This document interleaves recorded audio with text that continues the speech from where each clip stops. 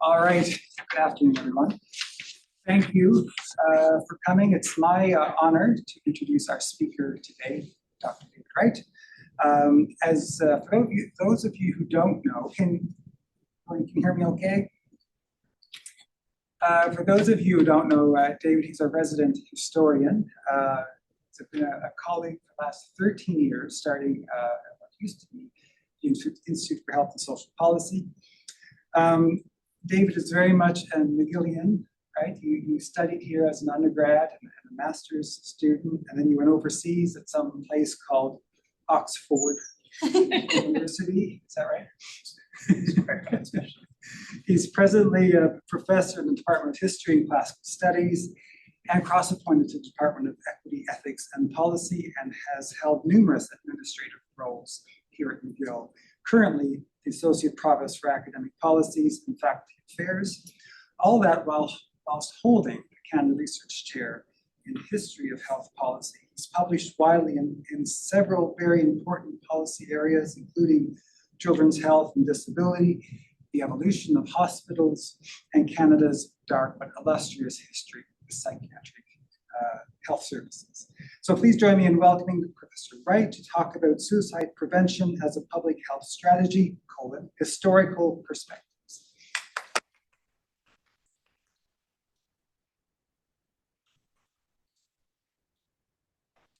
Thanks very much, Frank. I'm just going to help.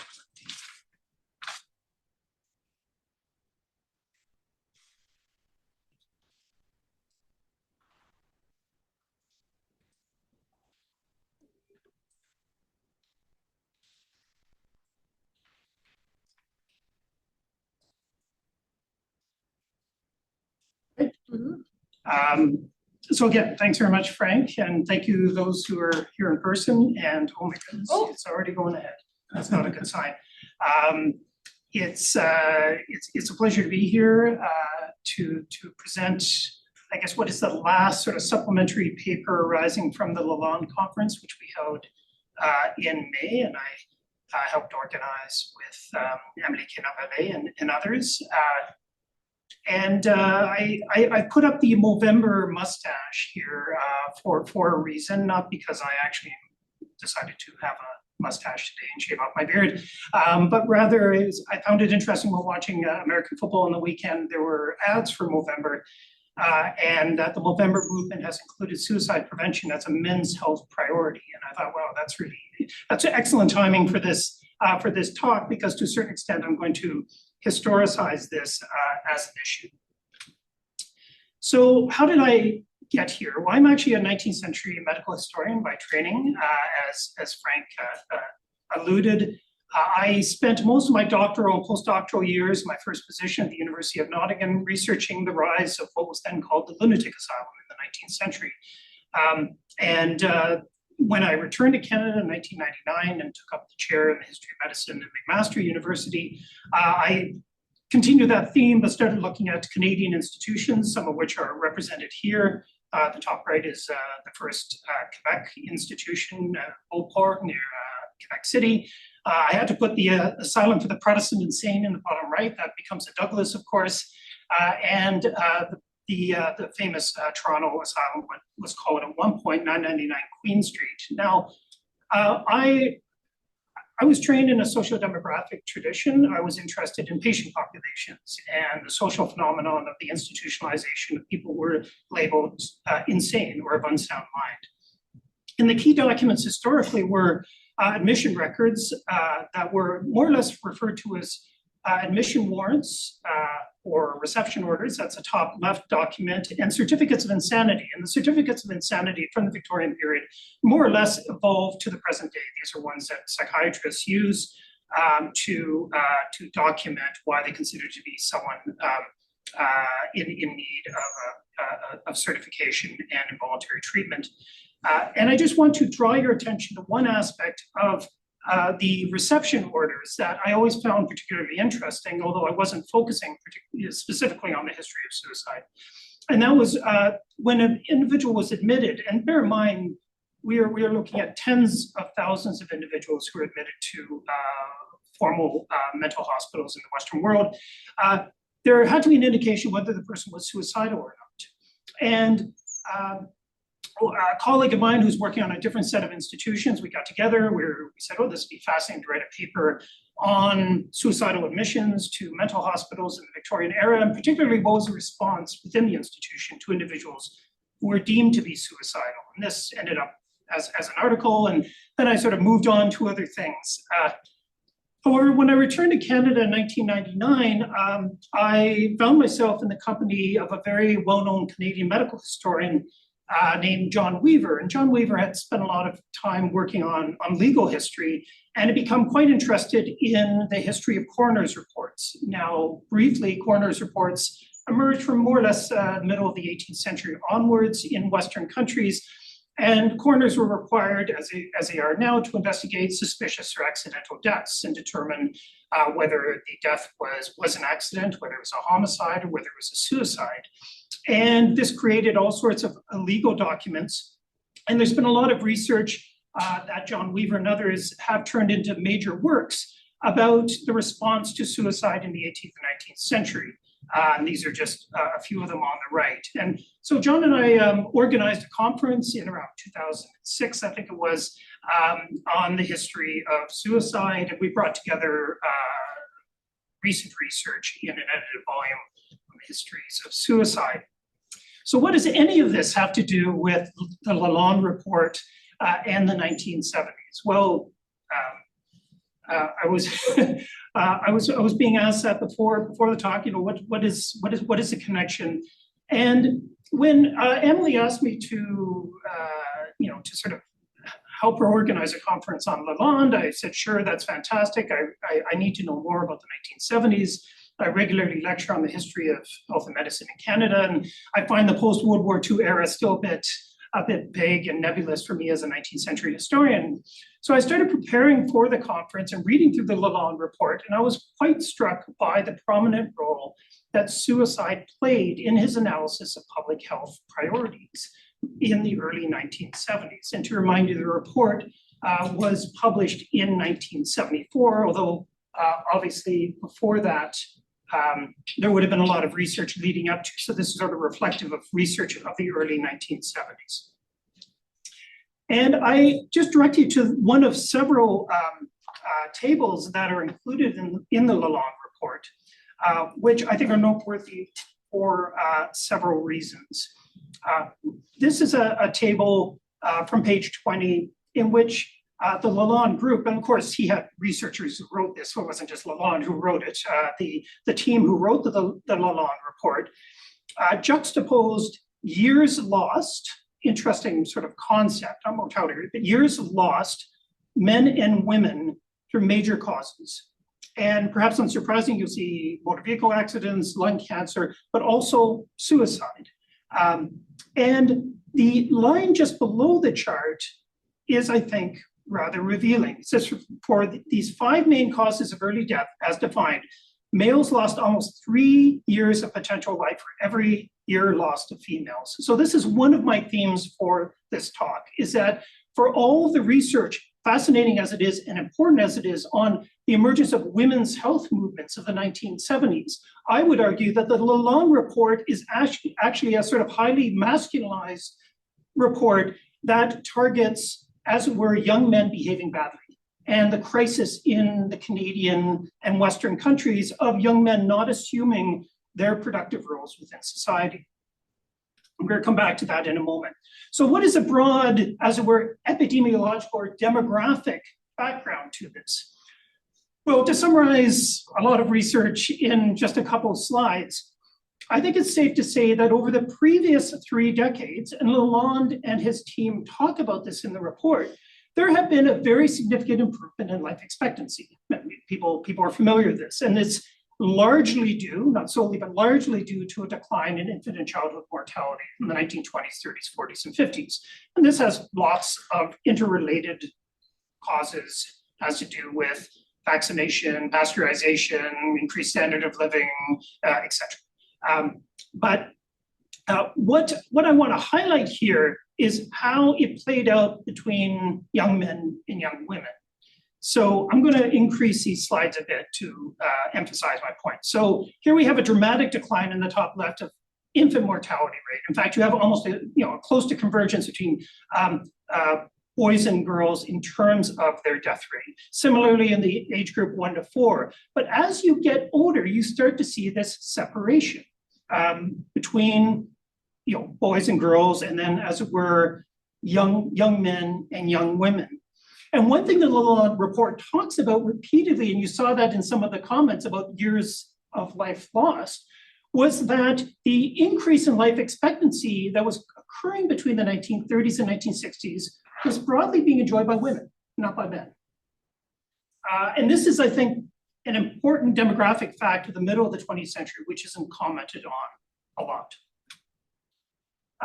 The older ages is less pronounced, 25 to 44, but you see this quite remarkable, to my, as a sort of socio-demographic historian, the top right, which shows that actually the mortality rate of men between 45 and 64 barely budgets in 3 decades. And so Lalonde focuses on this and says, we have a male mortality problem, very significant male mortality problem. So the increase of women's life expectancy, which is occurring across the board in the 1930s, 40s, 50s, and 60s, is not largely, partially, but not largely being shared by men of productive years, as it were, in their minds. This is all occurring at the same time as an apparent, and I have to sort of say reported, because of course we're dealing with suicide statistics here, and attempted suicide was until 1972, as I'll mention, as I'll come back to in a moment, was a felony. Okay, so we are dealing with sort of taboo social, but also quasi-criminal acts. So we have to be very careful in terms of reported rates. But there was a perception that from about 1960 onwards to about the late of the 1970s, suicide rates are on the increase. And this baffles public health researchers, politicians, religious leaders, etc. Why is this going on, right? What crisis is this reflecting? And by the way, for the men, bear in mind, those are that little dip, that dip is World War II, right? So one has to sort of largely ignore that and assume more or less a steady rate. And by and by, for those who are familiar with suicide statistics historically in terms of contemporary data, there has always been roughly about a 3 or 4 times higher rate of male completed suicide to women completed suicide. That's quite robust historically. Okay, so that's reflected here, but they both seem to be rising from the early 1960s. So to move away from data and demography and back towards more sort of social history, I'd like to talk a bit about how the changing sort of societal responses to suicide in Canada, but I think one can also sort of generalize this to the US and other Western countries. So in the early 20th century, people knew that suicide existed, people talked about suicide, but suicide was very much discussed amongst a whole range of social vices that existed in the early 20th century that were often associated, whether rightly or wrongly, with urban living, with urban vices. So those who talked about the social evil of suicide usually associated with alcoholism, prostitution, gambling, venereal disease, etc. And I put in this painting, Saloon Girls, as sort of representing all of the vices, almost all of the vices at once here, because the Saloon Girls, of course, is a euphemism for prostitutes who would be in saloons and, as it were, go upstairs or in the back rooms. The men are drinking, the men are gambling, the men are engaging in prostitution, etc. So these were social vices that were addressed by religious groups as a broader initiative of social moral reform that they associated with urban living. And the response was one of sort of social moral uplift with very heavy, obviously, religious overtones to it. People who had lost their way, who had lost their spirituality, lost their belief in God, their moral, the moral compass needed to be, as it were, brought back into civil and respectable society. Now, on the legal side, I think it's important, as I've just mentioned, to reinforce the understanding that attempted suicide was a felony. Okay, in the Consolidated Criminal Code of Canada in 1892, and it remains that for exactly 8 decades until it's decriminalized in 72. Okay, so attempted suicide was a criminal offense, and assisted suicide was punishable up to life imprisonment. Okay, so you could argue, I guess, abstractly, that all criminal code violations were, in essence, a sort of preventive strategy or a deterrent strategy in a way. You wanted to signal as a society that a certain act was wrong, and you want to deter individuals somehow, whether it was effective or not, from doing so by punishing them. And so Isabelle Perrault and others who looked at the history of suicide in Quebec, for example, have made this argument. But the point I'm trying to make here is that in the early decades of the 20th century, suicide was not a public health priority. So part of it was social, and bear in mind, this was a highly religious society in the early 20th century. This is before really the era of secularization, certainly in Quebec before the Quiet Revolution, in which the church sort of cedes its role within civil society in terms of controlling social welfare institutions and the like. But again, speaking somewhat as a social demographic medical historian, there were other things happening in society which I think crowded out suicide from being a major public health concern. So what was that? Well, the early decades of the 20th century had remarkably high rates of infant mortality. Montreal was the worst and dirtiest city in the Western world in the decade leading up to the First World War, the highest rates of infant mortality that were recorded in the Western world. So this was upwards of 250, 300 per 1,000 live births per year, okay? Remarkably high rates of infant mortality. But in addition, there was, of course, the 2 world wars, there was a Spanish flu pandemic, there was a depression, and so suicide itself was not a public health priority. Infant and childhood mortality, vaccination, these were public health priorities, not addressing suicide per se. Nonetheless, we have, by the post-World War II period, and again, I don't want to show you too many slides, we have this dramatic decrease in infant and childhood mortality. Children dying, right, at a young age in the post-World War II era ceases to be a common, if tragic, reality of families. It becomes anomalous over time. There's this incredible success in terms of addressing the major killers of children under the age of 5. And so as you have this sort of epidemiological shift, as I mentioned, from the 1960s, this era of incredible economic boom and wealth within North America. Canada, by the end of the 50s, was the second wealthiest nation in the world on a per capita basis behind the United States. You have wealth juxtaposed with this apparent rise in suicide rates. Now, the early responses to suicide and the apparent increase in suicide had a strong religious and sort of lay community flavor to them. And again, in this very short presentation of lunch hour, I'm not going to go into all of the different dimensions to this, but I want to sort of try to summarize a sort of first generation of crisis centers that tended to revolve around suicide hotlines. Okay, part of this, of course, is technological. The generalization of the telephone, et cetera. And so you see the emergence of suicide hotline centers or crisis centers. The Salvation Army even had a quote unquote anti-suicide bureau, which they established in 1961. But the principal response was to have a number that people would phone, and then they would actually send out teams. They called them flying squads. They send out teams to individuals who said that they're thinking about, they're contemplating suicide. And this generalizes not only across Canada, this is the US as well. In Britain, there was a Samaritans movement. It was an Anglican-inspired movement of anti-suicide, suicide hotlines in Britain. In Canadian context, though, these suicide hotlines get generalized across the country, and there's even student groups that get involved in the 1960s. Dalhousie, University of Toronto organized suicide awareness sessions among students and had their own sort of crisis hotline. Apparently, Dalhousie had one continuously from from the middle of the 1960s until very recently. That was actually staffed by student volunteers, okay?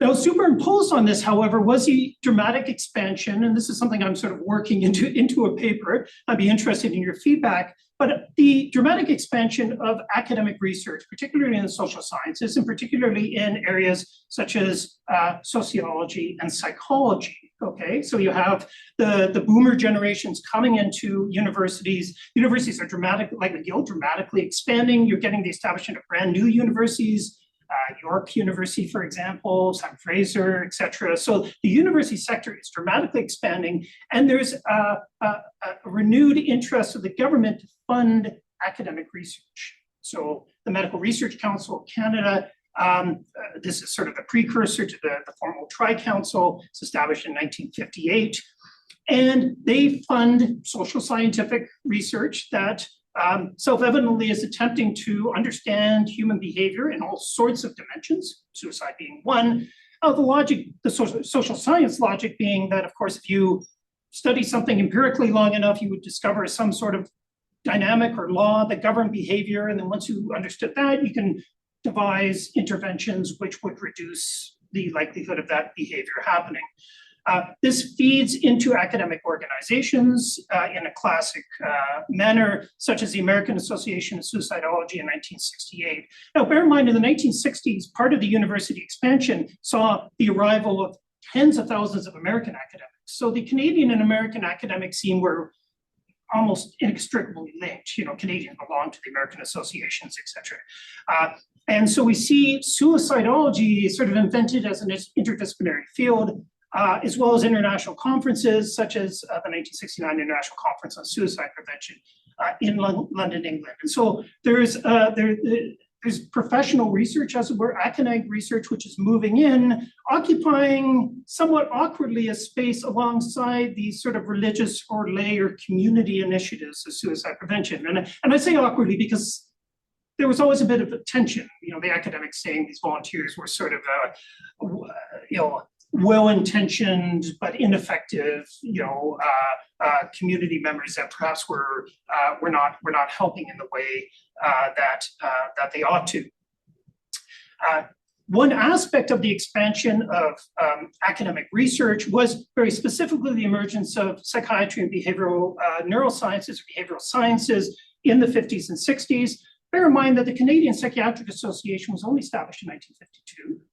Okay, and the voluntary organizations like Canadian Mental Health Association, also early 1950s, and by the 1960s, you have behavioral type research and institutions being established, like the Addiction Research Foundation of Toronto, which is pictured here in the bottom right. It became sort of subsumed by the Center for Addiction and Mental Health in the reorganization in the late 90s, around about 2000 or so. And the psychiatric profession itself, a group within that become interested in researching suicide, the connection between suicidality and suicides and specific psychiatric disorders. And the CPA takes a stand by 1971 on a debate which began to emerge around the criminalization/decriminalization of attempted suicide. So in Britain, attempted suicide was decriminalized in 1961, as it was in Hong Kong and I believe New Zealand. Canada, there is some delay, but the debate was sort of ongoing by the second half of the 1960s. Many of these academic researchers said criminalization of attempted suicide was making things worse. It was preventing appropriate interventions. It was preventing people in need from being guided to mental health professionals. So this takes us to the late 1960s, and the famous, or at least amongst historians, Canadian historians, the famous Omnibus Bill of 1968-69. So again, very briefly, the Omnibus Bill is best known for the bill that dramatically modernized, updated, whatever term you want to use, the Canadian criminal code provisions, and partially decriminalized, as it were, private homosexual acts between consenting adults, decriminalized abortion and the dissemination of contraceptive information. So those both happened in '69. I think it's worth noting that in this sort of maelstrom of debate over decriminalization and updating the criminal code provisions, there was an attempt to decriminalize attempted suicide, and it failed 3 times in bills in the House of Commons. So I think it's worth noting that abortion, as it were, was decriminalized and had an easier ride through than the decriminalization of attempted suicide. I think that's interesting historically to reflect upon. Attempted suicide is decriminalized in 1972, although it's important, of course, within the context of the recent debate over medical assistance in dying, that assisted suicide was not decriminalized. It remained a criminal code violation.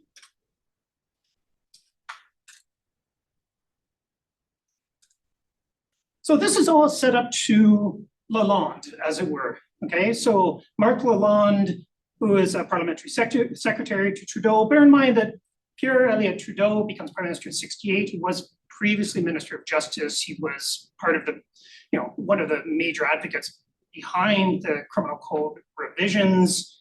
He brings Lalonde in during the 1972 election, which saw the Liberal majority reduced to a minority.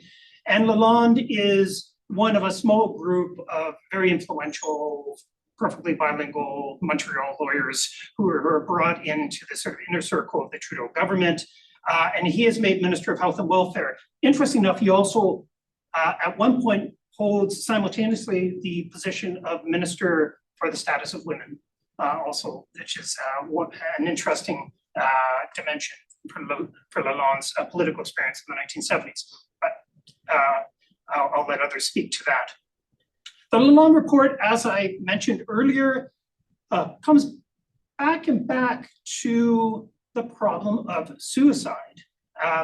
Here, and not only the problem of suicide and accidents and sort of, as again, male behavior leading to premature deaths, but constantly contrasting it and showing, look how much worse it is for men than it is for women. Okay, again, another table here. And quite explicitly at the bottom, from the foregoing analysis, of course, there are pages leading up to this chart, there is no doubt that Canada has a male mortality problem of great significance. Okay? So I'm arguing in this paper that's evolving, that I'll send God knows where, that there's a sort of masculinization of suicide prevention that is going on in the 1970s. And that the Lalonde Report is a key contributor to. So Lalonde is known, and this is in quite sort of positive views, about identifying suicide prevention as a public health priority, right? And you see this in various sort of retrospectives of the 1970s. It praises the Lalonde Report for having the courage to say, no, suicide it's not just a social problem, it's a public health problem. It's variously framed, the top 10 causes of deaths in adults, but as you move down to younger groups, it becomes known as the second most important cause of death in young adults behind accidents.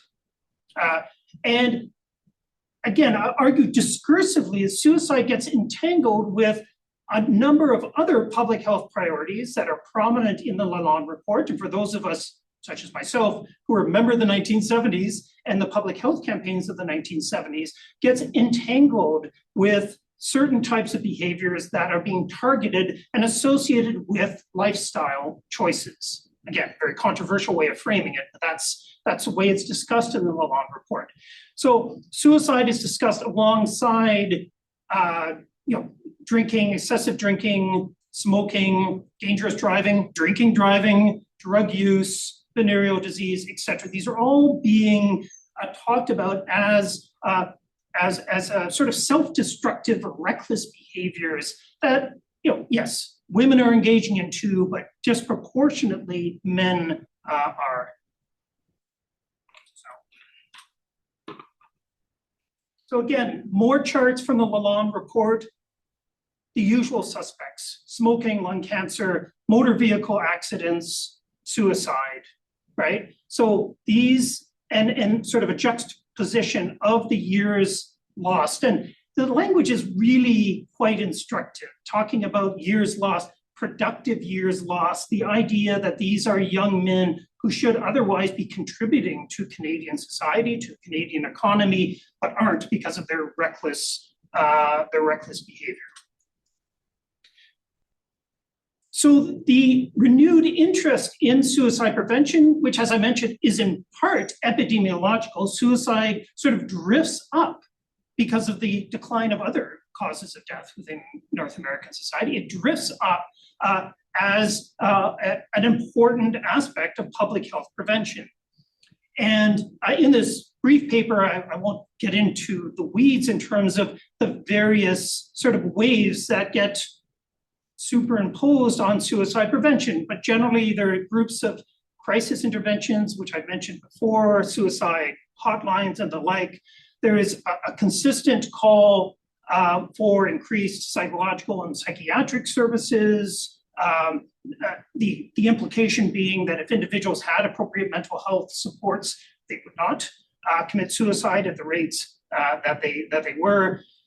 There is also later waves of trying to address suicide hotspots, as it were, by placing physical barriers and perhaps also telephones at major sites.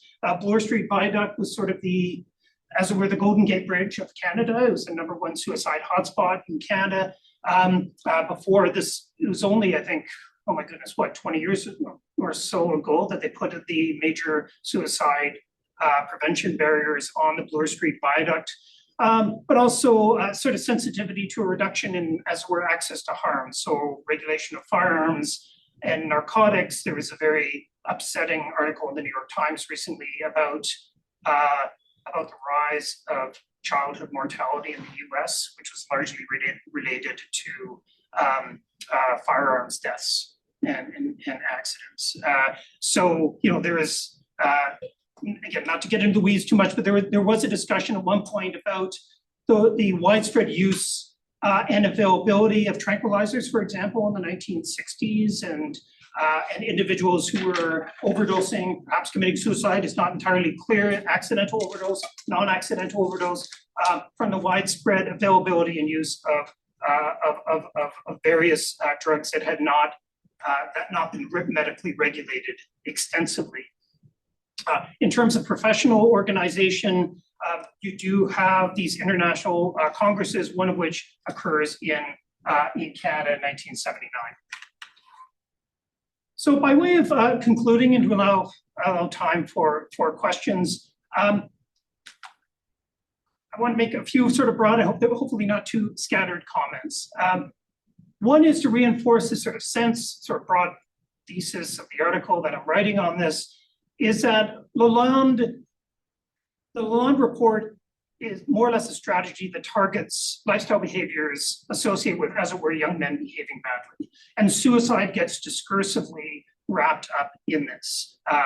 As I mentioned before, it also includes reckless driving, alcohol use, smoking, etc. The point being that when, not that women aren't engaging in this, it's just that young men are disproportionately dying because of it.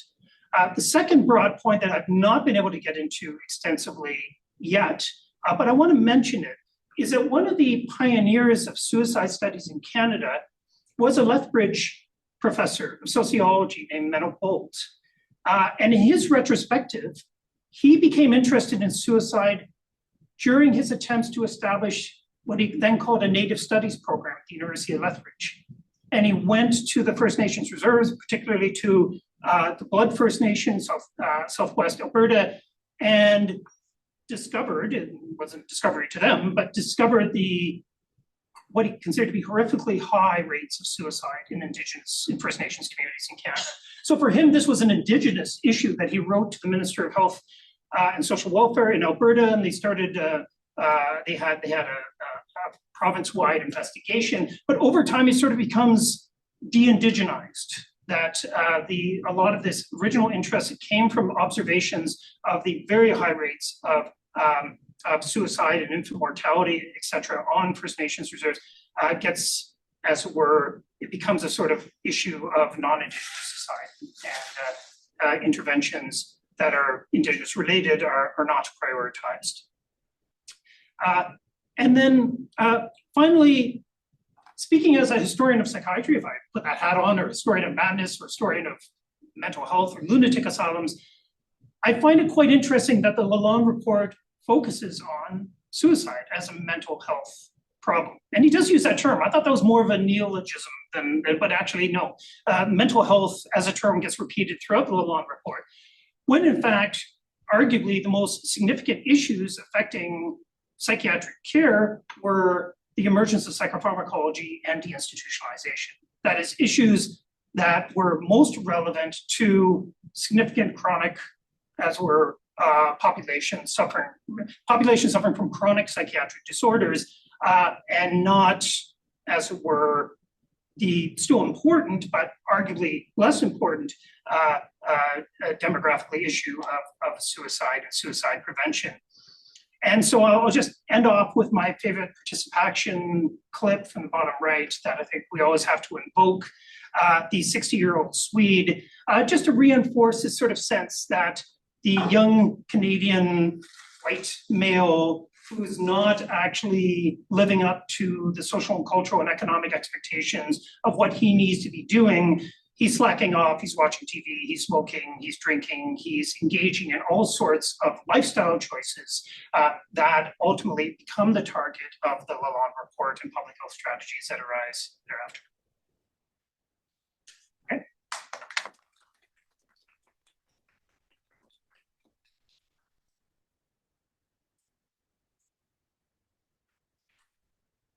Now, can I see the questions or can I not see? Yeah, it should be able to, but I don't think there are any yet. Okay.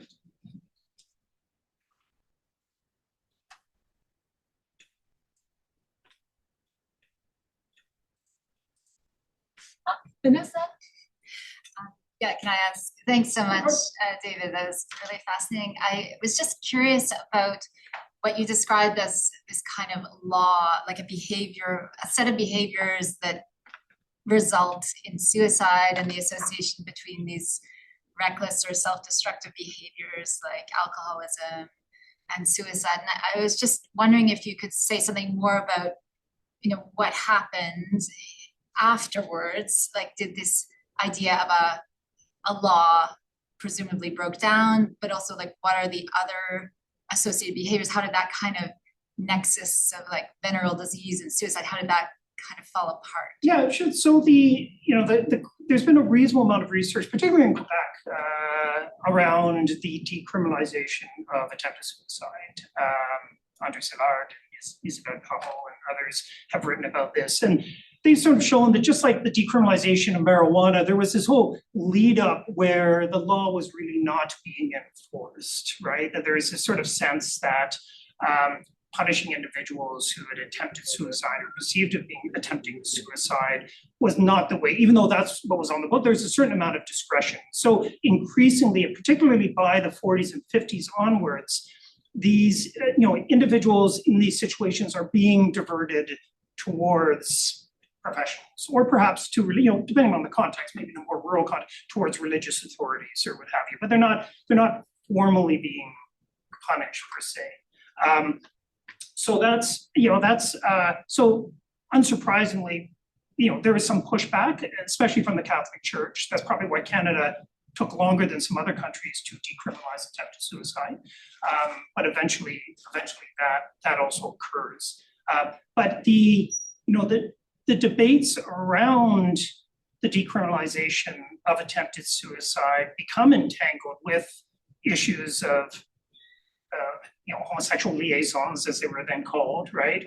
It was all about sort of morality and private morality. And people said, well, listen, if you're going to make the argument that two men can engage in consensual sexual intercourse in the privacy of their own home, as Trudeau famously said, the state has no place in the bedroom of the nation, then surely you can make that argument about suicide. If somebody, tragic as it is, if somebody does not affect other individuals, this is their private choice to end their lives in privacy of their own home, they should also have that right. So there's part of that omnibus bill, you see an interesting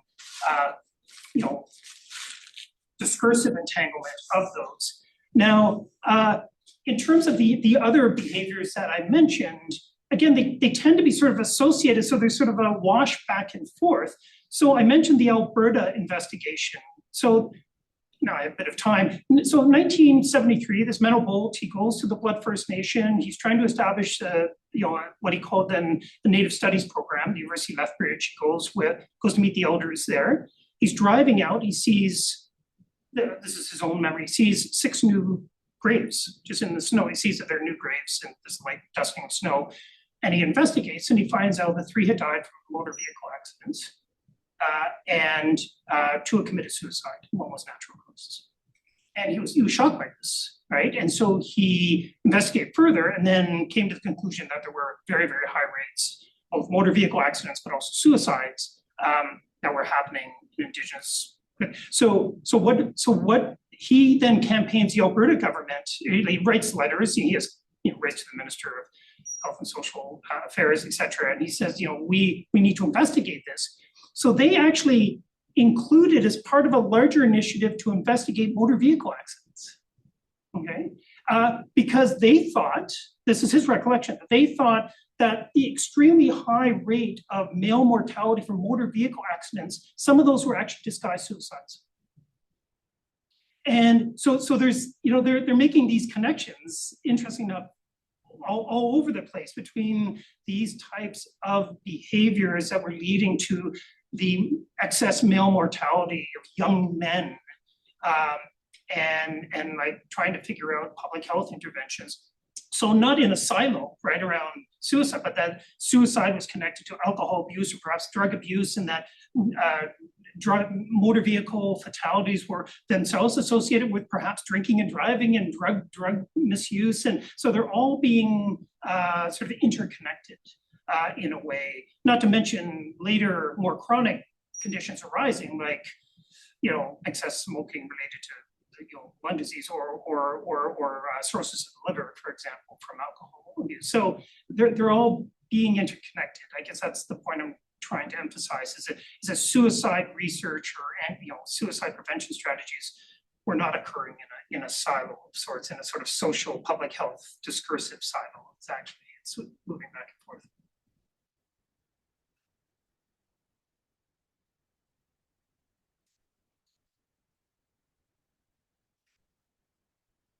Yes. Thank you for your presentation. I had a question about like the de-indigenization of like suicide, like prevention. I think that you mentioned towards like in your concluding remarks. Would you say it's like connected to like institutionalized like racism, or was there just not like a focus on like high priority areas like Indigenous, like high priority groups? Sorry. I think it's two. All the two are interconnected, absolutely. So I don't know. I'm not an expert on sort of the history of Indigenous health, but I did write a book about 10 years ago on the history of Toronto's Hospital for Sick Children. Okay? So here's the connection. One of the chapters is about outreach to First Nations communities in Northwestern Ontario. And there was this sort of, historians sometimes like to talk about the rediscovery of poverty, right? Of course, poverty always existed, but in the great wealth of the post-World War II era, you always focused on suburbia and people doing well and wealth. You sort of forgot that there was still abject poverty in Canada, but perhaps, in particular regions, right, in rural remote areas. And so I think one could argue that in the late 60s, early 70s, there's a sort of rediscovery of Indigenous ill health, where non-Indigenous healthcare practitioners or researchers and academia are discovering incredibly high rates of infant mortality, of morbidity and mortality from tuberculosis, for example, elevated rates of suicide, and that's emerging in the discussion. And one strand I've not taken far enough is just like, what it seems to sort of disappear, right? People comment on it, but they're sort of saying, oh yeah, and by the way, it's almost like en passant, right? Yeah, and we do know that suicide in Inuit communities, Indigenous communities, is like 10 times higher. And then they move back to, the real problem, which is sort of urban, European, suicide, as it were, in Toronto and Montreal and Vancouver, et cetera. So why is that? Why I think part of it is institutionalized racism, absolutely. Part of it is also, and Maureen Lux and others have written about this, sort of convenient passing of the buck. So Indigenous health responsibility has always been somewhat ambiguous constitutionally, okay? And this goes back to British North America Act of 1867. And so the provinces are said, well, actually the treaties were signed with the Crown and the responsibility of the federal government. And so as the provinces are developing, even, Tommy Douglas and Medicare, when they're developing health services in the post-World War II era, they're more or less excluding Indigenous communities because they don't feel it's their responsibility, right? And yet the federal government in Ottawa has no real interest in spending a lot on healthcare of Indigenous communities, even though arguably you could say that they are responsible. And sort of it's going back and forth. So that itself, of course, is a reflection. If they were a priority, they would make it a priority. And Indigenous health was not a priority amongst either the provincial governments or the federal government. So I think it was a combination of those two. And so suicide, I think, is one aspect of many, where provision of healthcare was sort of secondary, sort of second rate. And we had lots of time. I could get into the whole history of Indian hospitals, right, which were a reflection of that in Canada, which were segregated hospitals in Canada that had lower funding and sort of glorified sort of tuberculosis sanatoria and quite awful sort of level of medical intervention. So yeah, sorry, that's a bit of a rambling sort of response, but I think those are some of the aspects. Yeah. David, you have a question from the internet, from Kimberly. Kimberly Tunders, are you suggesting that current suicide policy is siloed? What are your current recommendations? See, this is when a historian can say, I watched, but I did not mean to suggest they're siloed now, but merely to suggest historically they weren't. Do I have any recommendations for suicide policy right now? Absolutely not. I'm sorry if that seems like a cop-out, but I as a historian, I try to reflect upon the historical antecedents, and I hope that informs individuals who are expert in current policy. But I would not presume, it would be arrogant for me to presume, oh, I've looked at the history, so here is what I suggest you do today. I can only observe that many of the preoccupations and interests in terms of suicide initiatives are not that new. Historians always say this, of course, but that there tends to be an attempt to sort of to restart. There's been one in Quebec recently, a new suicide strategy, because it's perceived in the last 10 years there was some success and then it sort of plateaued.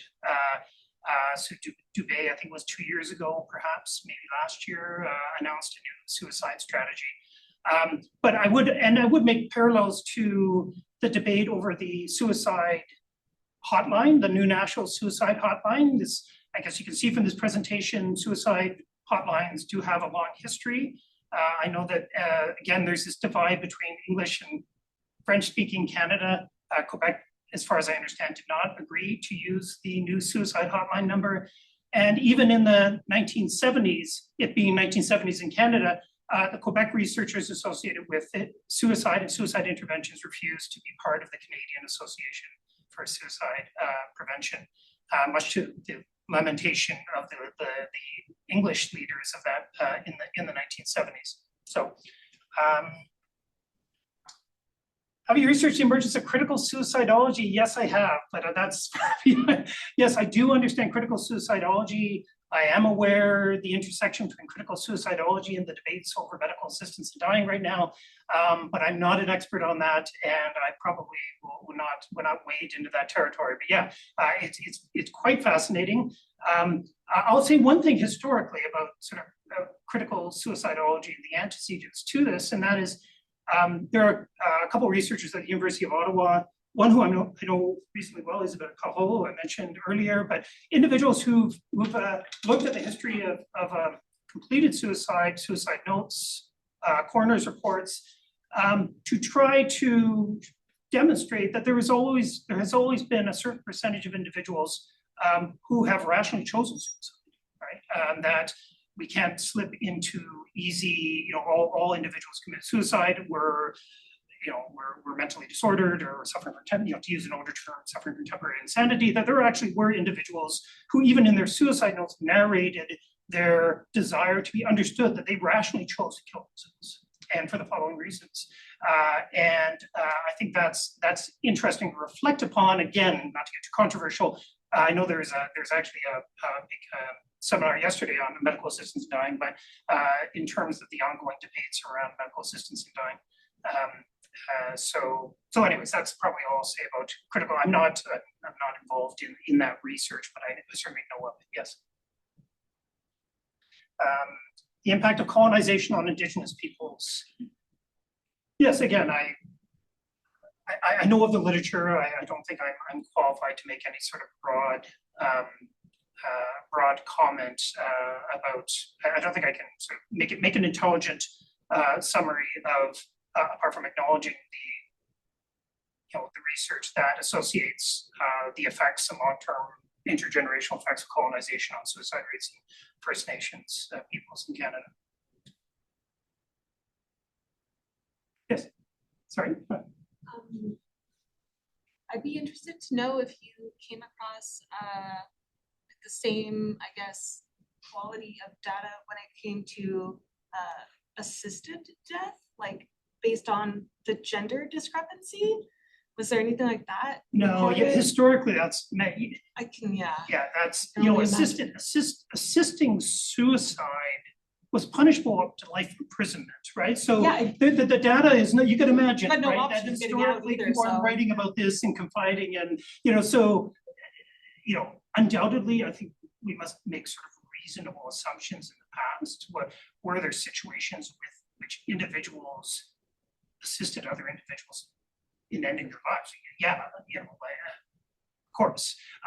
But circumstances, a degree that I think historically there are certain things I think we just can admit logically went on, but we can't say. It's difficult to say anything comprehensive about the practice because of its, because it was a very serious criminal offense. Yeah. Just wondering, in the context of the BNA that you mentioned, like the distribution of powers, I was wondering what ever happened to the report out of Alberta. If usually stuff like that, usually what happens is there's recommendations and then both parties are like, federal and the provincial governments, like it just turns into a tug of war. It's like, oh, it's your responsibility, it's your responsibility. So did anything ever come of that report is kind of what I'm asking? The Alberta initiative led to Alberta responses, okay? So Alberta was the first province to actually appoint a provincial suicidologist. Interesting, right? So with the support of, many individuals, but interesting enough, Ralph Klein, who was then a CTV reporter, right, who becomes quite interested in suicide prevention before he's a premier, and he was sort of well connected. So there's sort of history sometimes has these sort of unusual connections. So they established the first prevention, but that wasn't copied across the country. Quebec had its own initiative, which was associated with the University of Laval, and a PhD student who went to study in California under a very famous American suicidologist, and then came back, but figured there should be a Quebec response, because Quebec, again, not to become too tangential, but Quebec had quite an elevated rate of young male suicide rate compared to Anglophone Canada. And so there's a lot of speculation. Why is this? And some people said it was because of the rapid modernization during the Quiet Revolution.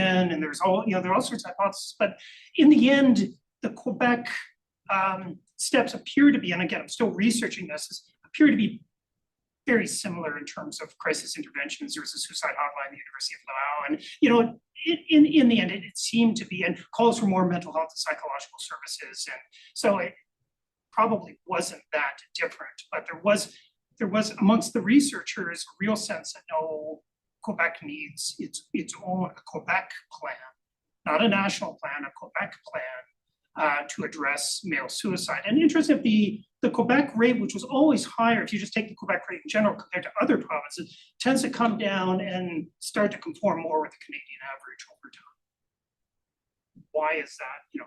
It's no doubt multifactorial, right? Anyway, Yes. I had a question about, like, you mentioned like that it's unlikely that there's like good records of like assistance with like suicide. Is the same thing with like attempted suicide? Cause I know there's like a gender disparities that are known with that. Are there like any records? Yeah, we like, wouldn't have where any records for assisting suicide during this, like, well, not on purpose, right? You might have indirect records, but if someone was actually, as it were, caught trying to attempt suicide, then there was, was a sort of judicial review, right? It was, and then they had to determine whether the person was or was not of sound mind. Because of course, criminal responsibility then comes into play. If the person was considered to be not of sound mind, temporarily insane, what have you, then they were, as it were, let off and perhaps directed to religious or professional figures. And there's a very interesting paper in Quebec on the first half of the 20th century, looking at those, looking at the judges' reviews of individuals who were alleged to have attempted, but not, to use the term, completed suicide. So those records exist because they're legal records, and the judges, interview people sometimes, and then they render their decision. So that, those legal records certainly exist. And yes, there still seems to be quite, not as much, because there's always been the sort of sense that men are 3 or 4 times more likely to complete suicide, but women are more or slightly more likely to attempt. Now, of course, once you get into the realm of attempted suicide, we really do get into a definitional bit of a quagmire, right? What point do you have, so self-harm becomes attempted suicide, becomes what, it does definitionally get a bit tricky. But certainly if someone were interested in that, the records, there would be records there for that, absolutely. But even my recollection of the paper I read on Quebec in the first half of the 20th century, during the era of criminalization, where the judges are making it, they do, maybe this is just the article, but they do seem to be still predominantly male cases that are being brought before the judge. But that might just be my impression of reading the paper.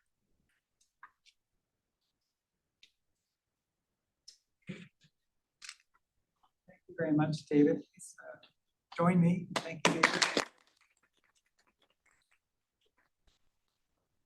Thank you to the people on the internet for joining us as well.